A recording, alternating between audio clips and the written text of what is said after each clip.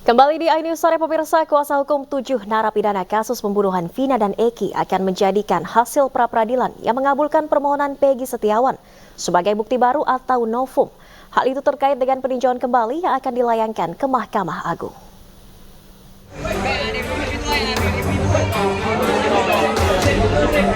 Dengan hasil pra-peradilan yang memenangkan Peggy Setiawan, membuka ruang bagi ketujuh narapidana dapat mengikuti jejak Peggy agar dapat dibebaskan. Pasalnya menurut kuasa hukum, Peggy yang merupakan DPO dalam putusan Pengadilan Negeri Cirebon 2017 silam ada keterkaitan dan peran dengan para narapidana melakukan pembunuhan. Sementara dengan dibebaskannya Peggy, berarti peristiwa yang menyeret para narapidana perlu dipertanyakan. Selain hasil pra-peradilan dijadikan sebagai novum, kuasa hukum juga sudah menyiapkan sejumlah saksi tambahan, terutama bantahan terhadap kesaksian Aep dan Dede. Sangat mungkin untuk sebagai salah satu novum kita, tapi kita berpikir bahwa di dalam mengajukan PK ini kita tidak boleh spekulatif, kita harus yakin dan kita harus benar-benar bisa menemukan novum untuk meyakinkan Mahkamah Agung pada saat kita ajukan PK ini. Pihaknya berharap kasus ini segera terungkap sepenuhnya sehingga ada titik terang dan memberi keadilan bagi korban dan para pelaku yang bersalah. Dari Cirebon, Jawa Barat, Miftahudin, iNews melaporkan. Ya pemirsa, keluarga almarhumah Vina meminta Rudiana, ayah Eki, membuka percakapan perencanaan pembunuhan Vina dan Eki ke publik. Bukti percakapan itu pernah disebut Rudiana saat kasus ini terjadi 8 tahun lalu.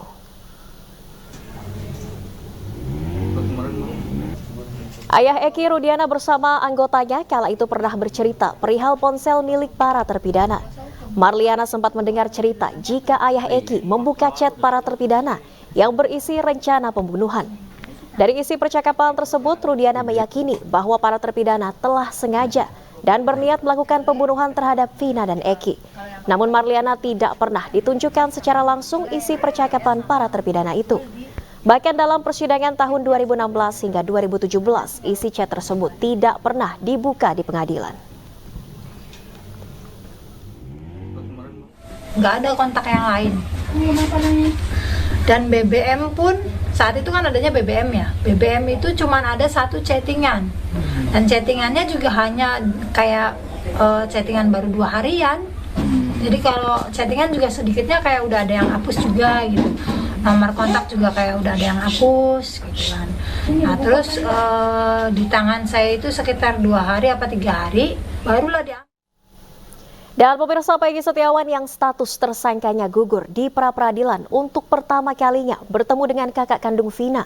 Melalui program The Prime Show iNews TV, Peggy mengucapkan bela sungkawa kepada keluarga Vina. Sementara kakak Vina justru menyampaikan permohonan maaf kepada Peggy yang ikut terseret kasus ini. Kalau saya pribadi ya buat merasakan senang juga ya gitu kan. Karena memang kalau memang seharusnya dia tidak bersalah ya memang harusnya dibebaskan gitu kan. Jangan tidak bersalah terus nanti merasakan hukuman gitu. Kan kasihan gitu Mas. Udah pernah ketemu langsung? Belum. Ya. Mbak, saya mengucapkan terima kasih banyak atas ucapan selamatnya. Saya keluarga juga turut berduka cita, turut prihatin atas terjadinya peristiwa seperti ini dan telah meninggalnya adiknya Mbak. Betul. Adiknya Mbak yang bernama si Vina katanya. Dan saya dan keluarga juga turut mengucapkan belasungkawa. Saya dan keluarga dan semua orang-orang yang memiliki hatunan itu sangat-sangat sedih, sangat terpukul karena ada kejadian ini. Dan semoga saya harap pelaku sebenarnya bisa tertangkap dan bisa terungkap kasus ini. Biar yang terang-terangnya agar supaya keadilan bisa tetap tegakkan. Jangan sampai ada orang yang dikambing hitamkan. Jangan sampai ada orang yang harus menanggung kesalahan yang tidak pernah mereka lakukan. Maka itu pelaku itu harus benar-benar ditangkap, harus benar-benar diungkap dengan terang-terangnya yang sebenar-benarnya. Agar supaya tidak ada lagi kejadian seperti ini. Agar supaya pelaku itu bisa merasakan bagaimana rasanya menjadi korban. Bagaimana rasanya ditinggalkan oleh seseorang yang mereka sayangi. Seperti itu. Sedikitnya meminta maaf. Karena kasus adik saya ini gitu melibatkan orang yang tidak bersalah gitu.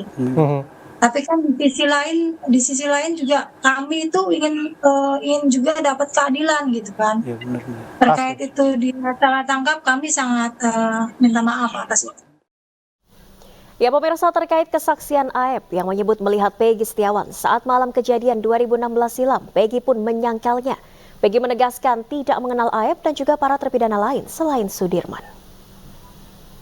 Dia mengenali wajah Mas Peggy ketika dirilis waktu itu oleh Polda Jawa Barat. Komentarnya apa? Saya juga bingung, kok bisa dia mengenali saya? Sementara saya juga tidak kenal sama dia gitu. Bagaimana ceritanya seperti itu? Maka dari itu saya menantang dia untuk diskusi yang tentang memberikan keterangan sebenarnya seperti apa gitu. Mengapa dia bisa menyebut saya atau menuduh saya berada di TKP waktu malam kejadian itu dan dia menuduh saya sebagai pelakunya itu. Anda pernah kenal Aep nggak sih? Tidak pernah sama sekali, tidak pernah. Betul tidak? Saya tahu itu Jalan Perjuangan kalau nggak salah Iya, itu itu benar. SMP 11 itu ya. Itu benar. Nah, sering nongkrong di situ? Tidak pernah, tidak. Saya hanya sedang melintas, misalkan itu sudah enggak. Oke.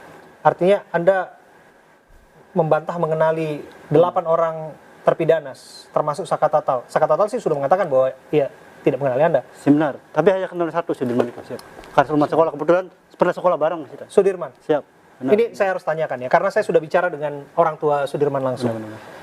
Ini perlu juga dikonfirmasi. Benar. Betulkah Sudirman itu berkebutuhan khusus? Benar, yang saya tahu selebihnya waktu SD juga gitu. Kalau misalkan dia disuruh nulis, dia nggak mau nulis, dia cuma gini nunduk sampai gurunya tuh sering marah. Maka dari itu dia tuh 4 tahun nggak naik sekolah, nggak naik kelas, karena dia tuh tempat paling belakang, suruh nulis yang lain pada nulis pada ngerjain PR atau ngerjain tugas, sudah selesai pulang, dia cuma gini aja.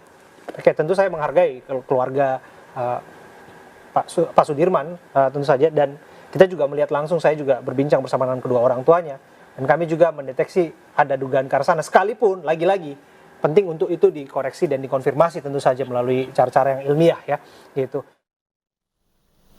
Dan pemirsa, tim kuasa hukum Saka Tatal menerima panggilan sidang peninjauan kembali di Pengadilan Negeri Cirebon, Jawa Barat. Sementara itu untuk menghadapi sidang nanti, pihak kuasa hukum juga tengah menyiapkan sejumlah berkas terkait pengajuan PK.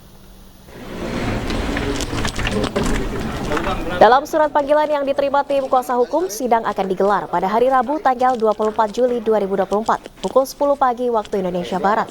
Sidang peninjauan kembali sendiri akan digelar di Pengadilan Negeri Cirebon, Jawa Barat secara terbuka.